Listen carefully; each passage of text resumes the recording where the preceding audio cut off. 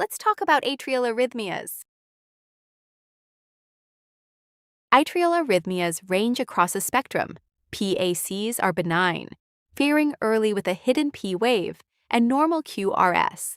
AFib is disorganized atrial activity with absent P waves and fibrillatory waves, moderate to high risk. WPW with AFib adds an accessory bypass pathway, producing a wide, rapid, potentially lethal ventricular response. PACS are triggered by caffeine, alcohol, nicotine, anxiety, low potassium, or stretched atrial tissue, showing an abnormal or hidden P wave before a normal QRS. Usually, no treatment is needed beyond correcting the cause.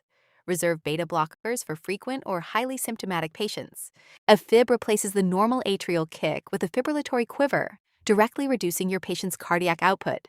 That mechanical loss drives two major complications: heart failure from reduced forward flow, and stroke from clots mobilizing out of the left atrial appendage. AFib risk climbs with advanced age and genetics, cardiometabolic strain like hypertension, diabetes, and obesity, and systemic factors like alcohol abuse, sleep apnea, thyroid disease, or recent cardiac surgery. Manage the modifiable ones to improve rhythm control. The CHA₂DS₂-VASc score adds up heart failure, hypertension, age, diabetes, prior stroke, vascular disease, and female sex.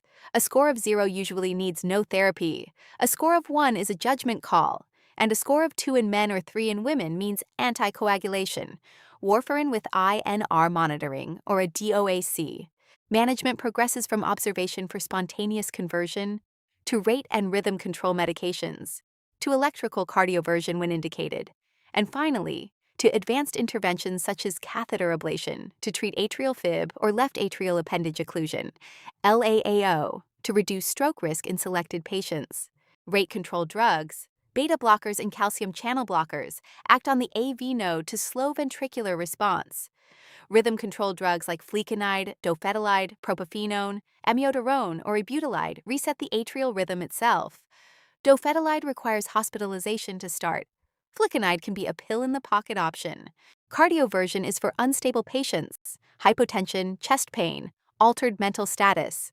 If AFib has lasted more than 48 hours, get a TEE to rule out a clot before shocking. Either way, continue anticoagulation for at least 4 weeks afterward to prevent a post-cardioversion clot. Catheter ablation uses radiofrequency or cryoablation near the pulmonary veins.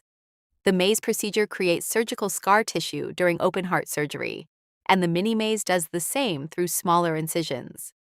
The convergent procedure combines both surgical and catheter approaches for lower recurrence, with a higher short-term complication risk.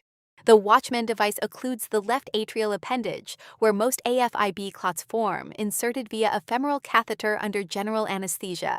Afterward, your patient moves from aspirin plus warfarin to clopidogrel plus aspirin to aspirin alone indefinitely, and nursing care mirrors post-catheterization protocols.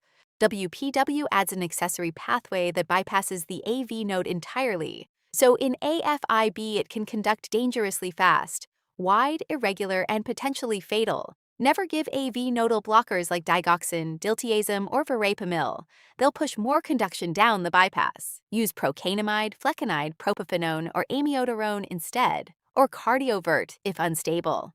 Start by checking hemodynamic stability. If unstable, cardiovert immediately. If stable, rule out WPW before choosing rate or rhythm medications.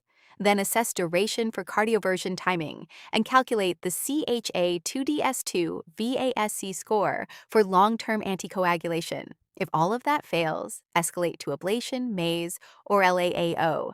In summary, AFib management comes down to 3 things: calculating stroke risk with CHA₂DS₂-VASc, controlling rate or rhythm with the right medications, and recognizing when your patient needs immediate cardioversion for hemodynamic instability.